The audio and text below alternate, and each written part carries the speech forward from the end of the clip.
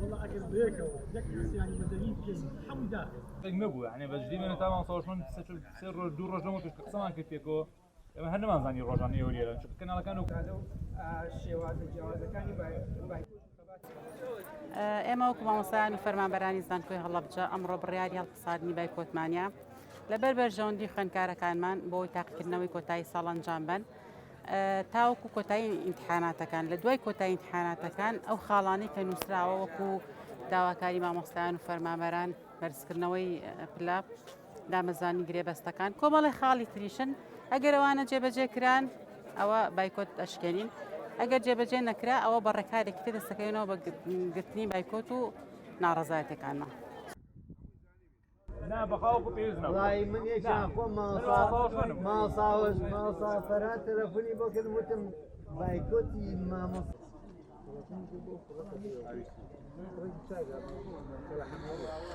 بەناوی خوای گەورە بەڕێزان سەرۆکایەتی حکوومەتی هەرێمی کوردستان وەزارەتی خوێندنی باڵا و توێژینەوەی زانستی سەرۆکایەتی زانکۆی هەڵەبجە پاش سڵاو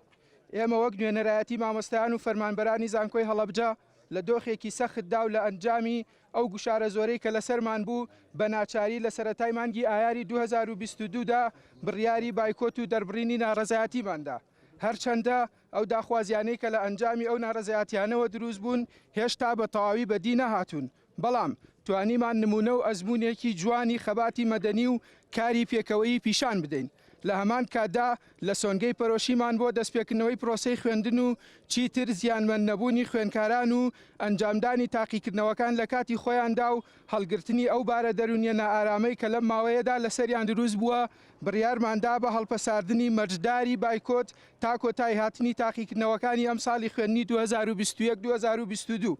لێرەوە جەخت لەسەر خواستەکانمان دەکەینەوە و داواکارین لەلایەنی بەرپرس لە ئێستاوە کار بۆ جێبەجێکردنی داواکارەکان بکات بە پێچەوانەوە جارێکی تر بە گڕوتینێکی بەهێزتر و گشتگیرتر هاوشان لەگەڵ وەزارەتەکانی تر دەست دەکەینەوە بە ناڕەزایەتیەکانمان مەرجەکانیش داواکاریەکان کە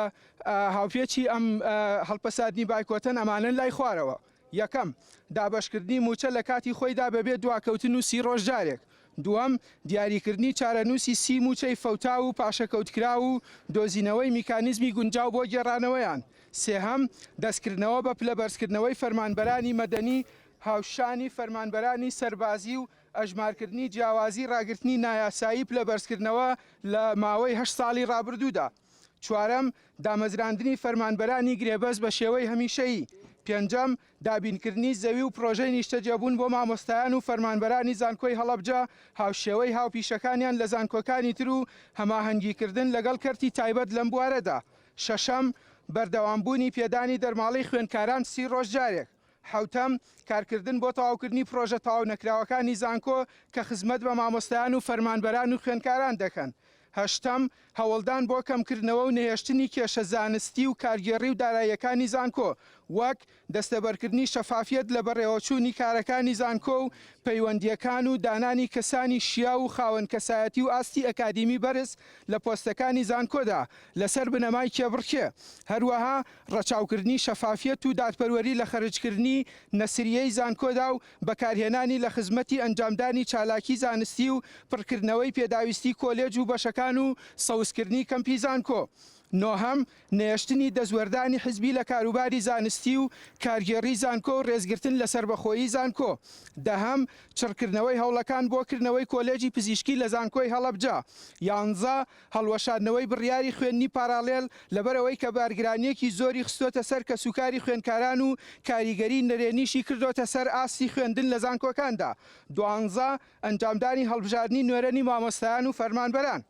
لە کۆتاییدا سوپاسی هەموو ئەو کەسانە دەکەین کە لە ماوەی ناڕەزایەتیەکاندا پاڵپشت و هاوکارمان بوون و ڕۆڵیان هەبووە لە گەیاندن و جێبەجێکردنی بەشێک لە داواکاریەکانماندا تێبینی ئەو گروپ و دەستە خۆڕستکانەی کە لە ئەنجامی ناڕەزایەتیەکانەوە دروست بوون چاودێر دەبن بەسەر جێبەجێکردنی و خاڵانەی لایسەرەوە و بە دواجاچوونی پێویستیان بۆ دەکەن و لە ئەگەری جێبەجێ نەکردنیاندا ئامادەن بۆ گرتنەبەری هەموو شێوازەکانی فشاری مەدەنی نوێنەرایەتی مامۆستایان و فەرمانبەرانی زانکۆی هەڵەبجە 26 پێنجی 2022